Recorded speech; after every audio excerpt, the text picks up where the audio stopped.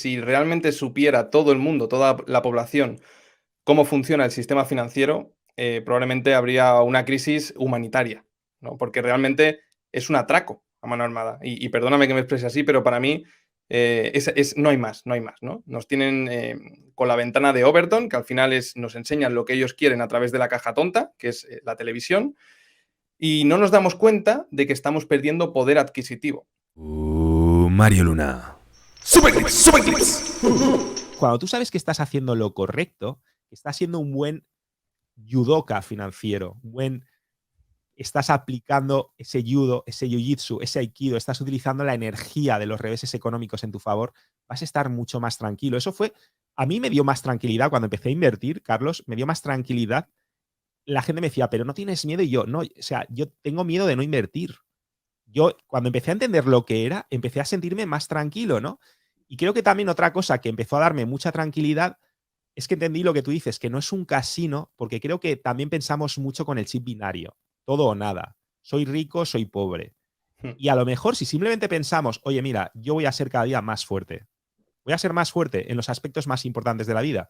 Voy a ser más fuerte emocionalmente, voy a tener una salud mejor, voy a ser financieramente más fuerte. Si simplemente pensamos en ser más fuertes, no vamos a experimentar esa frustración de, oh, es que no me he hecho rico al día siguiente. Desde ¿Cómo luego. ves tú todo esto del pensamiento binario? Y por favor, quiero que nos hables mucho de toda esta programación a cero, porque Sí, nosotros somos muy fans de creer que nos lo enseñan todo mal, porque lo vemos día tras día.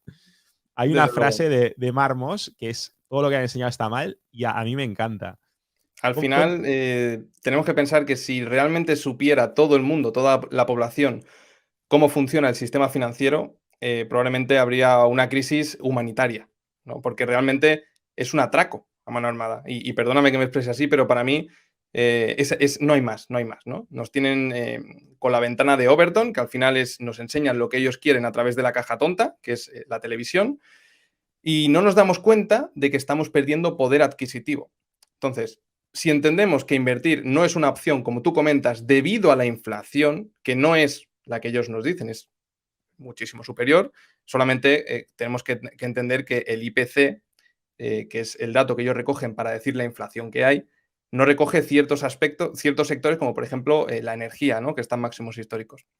Entonces, yo creo que es un ejercicio de responsabilidad individual que todos tenemos que hacer con nosotros mismos, igual que apreciamos a un familiar, igual que apreciamos a un animal. Yo creo que nos tenemos que apreciar a nosotros mismos y mirar por nuestra prosperidad, porque vamos a estar más cómodos, vamos a poder garantizar una mayor seguridad para nuestra familia el día de mañana. Todo eso es un ejercicio de responsabilidad que todos y cada uno de nosotros tenemos que hacer. Y volvemos a lo mismo, es un clic. De hecho, comparto lo que has comentado anteriormente, que esto no es un tema del todo interesante, porque la mayoría de las personas saben que lo están haciendo mal. Y esto es importante, ¿no? Hasta que se genera ese clic. Y cuando se genera ese clic, pues puede ser a través de un podcast como este. Y que al día siguiente empiecen a indagar un poquito, bueno, a ver qué dijo ayer Mario sobre el tema del IPC, a ver si es verdad. O a ver el Bitcoin, o a ver las inversiones. Y en 6 meses o 8 meses estén eternamente agradecidos de haber escuchado este podcast, ¿no? Entonces, yo creo que es un ejercicio que tenemos que hacer todos con cada uno de nosotros mismos y, y la verdad es que no voy a entrar en este terreno, a no ser que luego me lo preguntes, Mario, pero la cosa en el medio y largo plazo pinta muy feo macroeconómicamente hablando, la verdad. Así que yo creo que es un ejercicio que urge, ahora mismo urge aprender. Pues y tanto que te voy a tirar de la lengua sobre esto. No, no, sí, porque es que es básico. Yo creo que, claro, esto siempre ha sido importante, pero probablemente nunca ha sido más importante que ahora, ¿no? Y estás tocando varios temas, varios hilos. Quiero a ver si conseguimos. Mi objetivo es que los que ya tienen más cinturón de jiu-jitsu financiero disfruten, que se relajen, que estén aquí con nosotros, que somos como amigos, ¿no? Pero que aquellos que, por lo que sea, se han incorporado ahora, que puedan paso a paso seguir lo que nos está comentando Carlos. Entonces, Carlos, estás hablando del IPC, que ya hay Hmm. mucha gente que está escandalizada con las cifras oficiales del IPC. Lo que pasa es que, como bien dices, el IPC, yo he oído que primero los criterios para el IPC los han ido cambiando, no han sido siempre los mismos, y no los cambian aleatoriamente, ¿vale? Y que además, sobre todo, no refleja, corrígeme si me equivoco, pero que no refleja el aumento de precio, porque no es que aumente el precio, sino que realmente pierde valor el dinero fiat, pero ahora vamos por partes, ¿vale? O sea, pierde valor el euro, pierde valor el dólar, ¿no? Y entonces realmente aumenta mucho más que ese IPC oficial cosas relacionadas con activos duros, con activos que no se devalúan. Por ejemplo, una casa, por ejemplo, acciones de Tesla, de Amazon, por ejemplo, Bitcoin, por ejemplo, una joya, una obra de arte.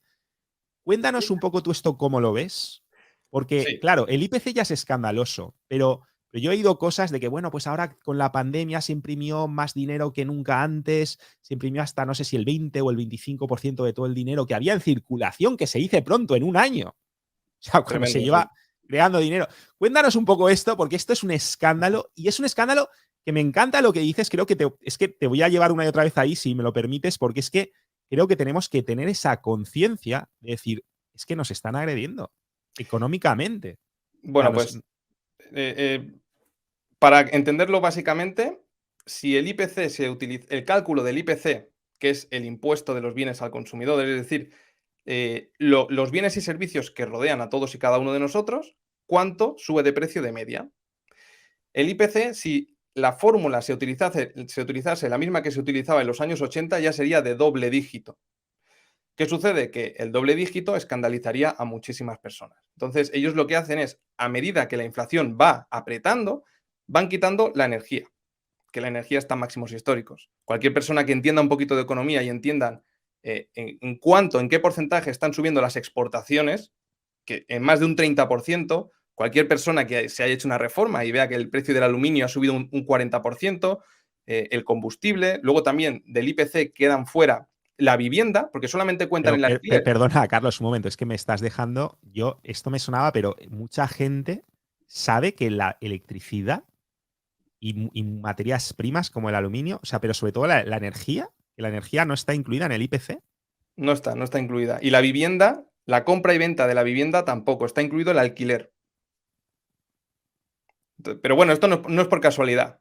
Al final, lo que quieren es amansar a las fieras y bueno, mediante este tipo de políticas lo hacen. Y como bien comentabas anteriormente, en el año 2020 al 2021 se imprimieron más del 20% de todos los dólares en circulación. Ahora Biden quiere sacar un plan de infraestructura de también aproximadamente un 7 un 8% de todo el capital. Es decir, auténticas barbaridades. Auténticas barbaridades. Que por supuesto, nosotros, si no nos preocupamos por informarnos alternativamente a lo que nos ofrece la televisión, nunca vamos a recibir esa información, ¿no? Y yo creo que es muy necesario, porque al final estamos hablando que los salarios no suben, la inflación sí lo va a hacer, y recomiendo a alguien que quiera empezar a investigar sobre este tema, que empiece a investigar sobre lo que es política monetaria. Simplemente lo que es bueno, no quiero entrar en tecnicismos, pero la política monetaria. Se dará cuenta que al final estamos en una encrucijada, que la inflación, por más que nos digan que es transitoria, que bueno, ahora ya están diciendo que quizá no sea transitoria, ¿no? Ahora que la tenemos en el casi 7% en Estados Unidos. Entonces, esto solamente va a hacer que subir, porque solamente se puede sobrevivir a la economía actual imprimiendo más dinero. Y no hay Somos tutías. yonkis, ¿no? De Somos la impresión de dinero. absolutamente, somos yonkis. Que Vale, por pero vamos a cierto, volver un paso atrás, que no quiero, es que es una pasada, pero no quiero que nadie se pierda. Entonces, por un poco consolidar lo que estás diciendo, tú, sin tener que mojarte necesariamente, porque no sé si tienes alguna cifra apuntada o un poco tu intuición, tú más o menos la inflación real, ¿en qué cifra más o menos, en qué porcentaje dirías que está? yo creo que si no es de doble dígito, estamos muy cerca. O sea, más del 10 seguramente, ¿no? 10%, y para hacer un pequeño cálculo, ¿el problema cuál es? Que si nosotros tenemos 1.000 euros, Ujú. siempre vemos esa cantidad en el banco y nosotros estamos tranquilos. Bueno, yo siempre voy a tener mis 1.000 euros en el banco. El problema es que si aplicamos la inflación a esos 1.000 euros, estamos hablando que en 5 años esos 1.000 euros son 500 euros. 500 euros y cuesta muchísimo conseguir 500 euros. Porque también se aplica el interés compuesto al revés, claro. sea, una cosa es el interés compuesto positivo y otro es el negativo. O sea, cuando te están robando un X% todos los años, también se hace la pelota más grande de lo que pierdes, ¿no? Sí, básicamente un 10% anual, pues imagínate, si tenemos 1.000 euros, en un año ya hemos perdido 100.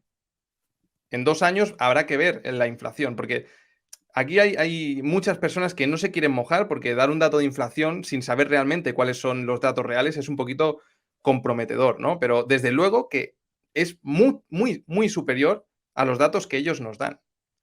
Entonces, yo creo que ahí nosotros ya nos tenemos que cuestionar, como mínimo, decir, pues, ¿no será que nos están engañando? A ver, voy a investigar un poquito, ¿no? Ya está, ya está. Es tirar de la manta. En cuanto tiras de la manta, te pones las manos a la cabeza. Y eso irá seguido probablemente de tu aprendizaje o de tu formación como inversor. Y cuando, perdona, por ser un poco más específicos, cuando nos dices que seguramente ya es de 2 dígitos la cifra de la inflación real, ¿estás pensando en la inflación utilizando los mismos criterios del ICP de los 80 que han cambiado? ¿O estás incluyendo también activos del tipo, pues, activos financieros, acciones de bolsa, criptoactivos? ¿O eso es incluso sin pensar en eso? O sea, Sí, no simplemente es. pensando en electricidad, materias primas, cosas importantes de la economía, pero ¿estás también teniendo en cuenta eso? ¿O a lo mejor sería todavía más alta si Yo creo que sería más pensáramos en... alta, bastante más alta. Lo que pasa que tampoco quiero aventurarme a dar un dato No, sin. claro, sí, no, yo no te quiero tirar de... No quiero que te mojes en eso porque además que seguramente nadie lo haría, ¿no? O sea, no sé, es lo que tú dices. O sea, ya me gustaría saber a mí qué experto de verdad te da una cifra así porque es que hay tantos parámetros que es muy difícil. Claro. Pero simplemente lo que quiero subrayar es que esa pobreza incremental en las que nos hemos sumidos por ese robo que tú denuncias, que de nuevo yo estoy viendo siempre la botella. Nuestro profe Arnau Ramio pues también puso ese ejemplo. Siempre estoy viendo la botella con los agujeros, tu dinero es el líquido y va saliendo, o un cubito de hielo en el desierto que se está derritiendo. A mí me gustan mucho esas metáforas porque en un momento lo ves. Lo que quiero que entendamos, por eso te he hecho la pregunta, no para que nos digas hay una cifra exacta, es hasta qué punto nos hacen más pobres, porque no solamente nos está costando más los productos de día a día, no solamente la energía nos cuesta más, no solamente la vivienda nos cuesta también aquello que nos puede sacar de la pobreza. O sea, aquello que nos puede sacar de la pobreza nos cuesta cada vez más. Los refugios de valor, Bien las cosas en traído. las que podemos refugiarnos, las inversiones, porque al final es lo que tú dices, es que como no invertir no es una opción, es precisamente por esto. Pero al mismo tiempo, ahora es mucho más caro. O sea, tú una acción de lo que sea con tu sueldo puedes comprar muchas menos acciones, muchas menos participaciones, mucho menos Bitcoin, mucho menos lo que sea que se revalorice que hace X años, ¿no? O sea, estamos Sí. perdiendo también mucha capacidad de defensa financiera, ¿no? Solo era eso. Y además hay algo muy interesante, en alusión a la que comentas, Mario, que es que hay algo que siempre se dice, pero realmente nunca se piensa el por qué realmente es ese dicho, ¿no? Y es que los ricos cada vez son más ricos y los pobres cada vez son más pobres. Es algo como la típica frase hecha que nunca prestas atención. ¿Y por qué es? Hay algo intrínseco, hay un valor ahí muy potente que yo creo que si lo desgranamos, incluso a más de una persona que hasta este momento no le había hecho clic, le puede hacer clic, ¿no? Y es precisamente los pobres, y perdón por la expresión, no es un adjetivo descalificativo, es para que se entienda, ¿no? Al final ahorran en la divisa que se está depreciando por la política monetaria. Y los ricos, que por lo general suelen tener educación financiera, saben dónde incorporar, saben dónde invertir, dónde meter su dinero, invierten en activos, con lo cual los pobres cada vez son más pobres porque ahorran en la divisa que se está devaluando y los ricos son cada vez más ricos porque esos activos actúan de catalizadores de la política monetaria.